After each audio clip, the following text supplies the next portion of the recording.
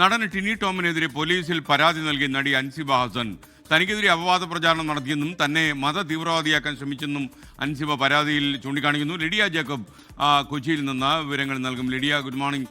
യഥാർത്ഥത്തിൽ അമ്മയിലെ താരങ്ങൾ നടന്ന ചക്രത്തി പോരാട്ടം ഇനിയും അവസാനിക്കാൻ സമയമായില്ലേ?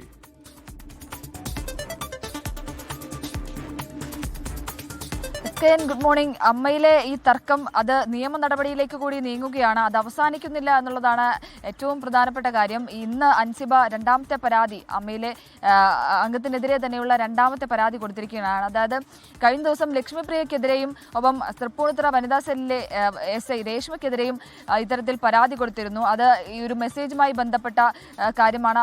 അതിനെ തുടർന്നുണ്ടായ ഒരു കാര്യമാണ്. അതിന് പിന്നാലെയാണ് ഇപ്പോൾ ടിനി ടോമിനെതിരെയുള്ള പരാതി. അത് നിയമ നടപടിയുമായി മുന്നോട്ട് പോകാൻ അൻസിബ തീരുമാനിച്ചിരിക്കുന്നത്. മുൻപ് അമ്മയിൽ പരാതി പറഞ്ഞിരുന്നു, പക്ഷേ അതിൽ തനിക്ക് നീതി കിട്ടിയില്ല, തന്റെ പരാതി വേണ്ടത്ര രീതിയിൽ ചെവിക്കൊണ്ടില്ല എന്നടക്കമുള്ള പരാതികൾ അൻസിബ ഉന്നയിച്ചിരുന്നു. അതിന് പിന്നാലെ ടിനി ടോമിനെതിരെ നിയമ നടപടിയുമായി അൻസിബ മുന്നോട്ട് പോവുകയാണ്. ഇൻഫോ പാർക്ക് പോലീസിൽ പരാതി നൽകിയിരിക്കുകയാണ് അൻസിബ. തന്നെ സൈബർ ആക്രമണത്തിന് വിധേയമാക്കുന്നു, അതുപോലെ തന്നെ അപവാദ പ്രചരണങ്ങൾ നടത്തുന്നു, വർഗീയ പരാമർശങ്ങൾ നടത്തിയെന്നുള്ളതടക്കം പ്രചരിപ്പിക്കുന്നു എന്നുള്ളതാണ് പരാതിയിൽ പറയുന്നത്.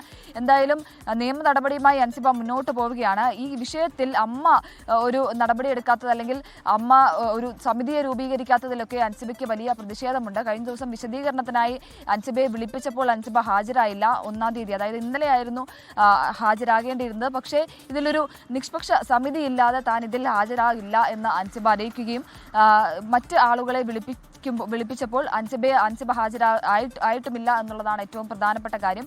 എന്തായാലും അമ്മ എക്സിക്യൂട്ടീവ് കമ്മിറ്റി ഇതിൽ മൊഴിയും കാര്യങ്ങളും രേഖപ്പെടുത്തിക്കൊണ്ടിരിക്കുകയാണ്. അൻസിബ പക്ഷേ ഇതിൽ നിയമ നടപടിയുമായി മുന്നോട്ട് പോവുകയാണ്.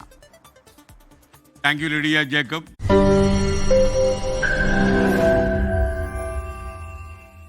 ലോകത്തെവിടെയായാലും ഏത് സമയത്തും 24 വാർത്തകളും ഓഗ്മെന്റഡ് റിയാലിറ്റി പാക്കേജുകളും എക്സ്പ്ലെയിനറുകളും വിശദമായി കാണാൻ ഞങ്ങളുടെ യൂട്യൂബ് ചാനൽ നിങ്ങൾക്ക് സബ്സ്ക്രൈബ് ചെയ്യാം.